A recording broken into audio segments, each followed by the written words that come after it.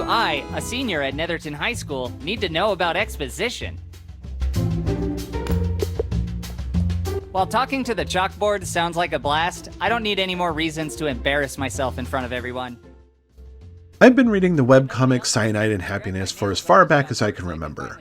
A collection of crudely drawn comics featuring characters that regularly debase and commit violence against each other, it was a favorite hotspot on the juvenile web that was home to other irreverent webcomics with attitude.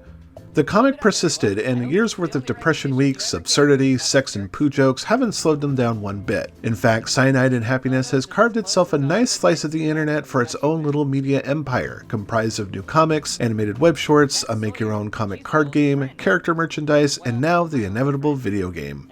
Drawing inspiration from the classic point-and-click adventure game genre, Cyanide and Happiness Freakpocalypse is your chance to wade through the CNH cinematic short universe. If this paragraph means absolutely nothing to you, then you'll find Freakpocalypse to be a moderately enjoyable adventure game that doesn't go out of its way to break any time-honored conventions.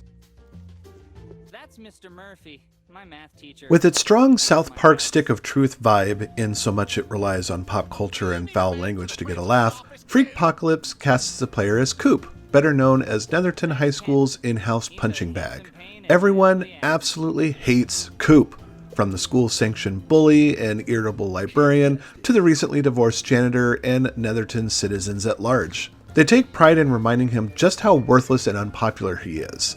This makes Coop's life a living hell, but he rolls with it as best he can, finding solace in his meager collection of friends and acquaintances. When a classroom scuffle gets Coop sent to the principal's office, he's forced to sit through a demeaning lecture on guidance and having goals, which creates the game's first major milestone challenge, to get a prom date. Coop's quest to get a date runs afoul of students needing, or threatening, Coop's help to solve their own problems while giving him the means to find that special someone who won't throw up when asked to go with him to the school dance.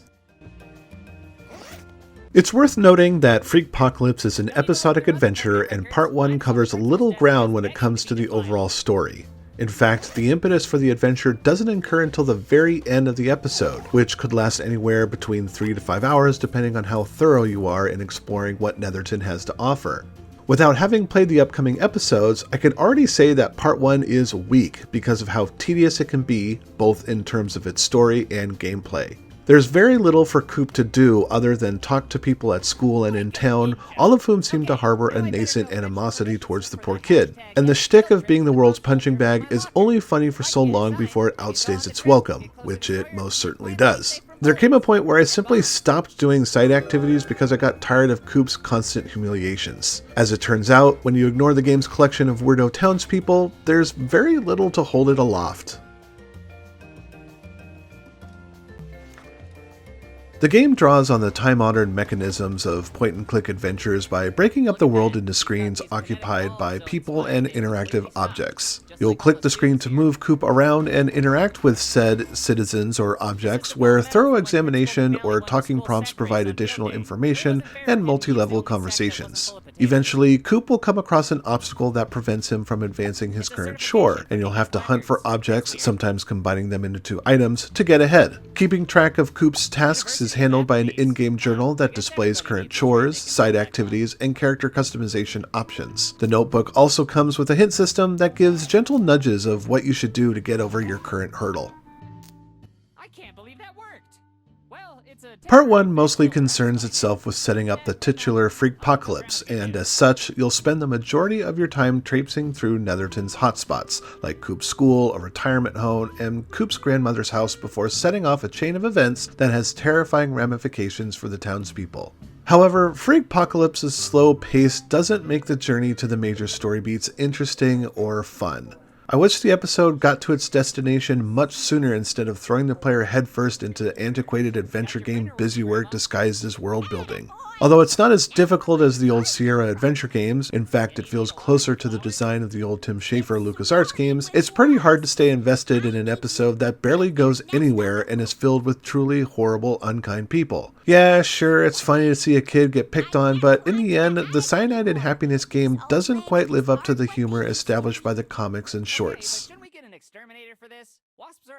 Cyanide and Happiness Freakpocalypse Part 1 Hall Pass to Hell, a game 3 years in the making, is, in a word, fine. It has no interest in reinventing the adventure game wheel.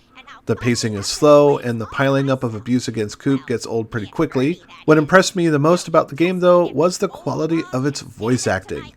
If nothing else, the men and women voicing Coop, his grandmother, the shifty librarian, and the entire Netherton High School student body do a really great job reading their lines, even when it comes down to the sharp, derogatory exclamations. The writing has its fair share of material that's worth a few sharp exhales through the nose and sensible chuckling, but the committed delivery of the cast is a nice surprise and adds value. If you're a fan of the Explosm webcomic series and shorts, then Freakpocalypse is bound to hold a measure of interest. Just don't go in expecting too much. Darkstation gives Cyanide and Happiness Freakpocalypse Part 1 3.5 stars.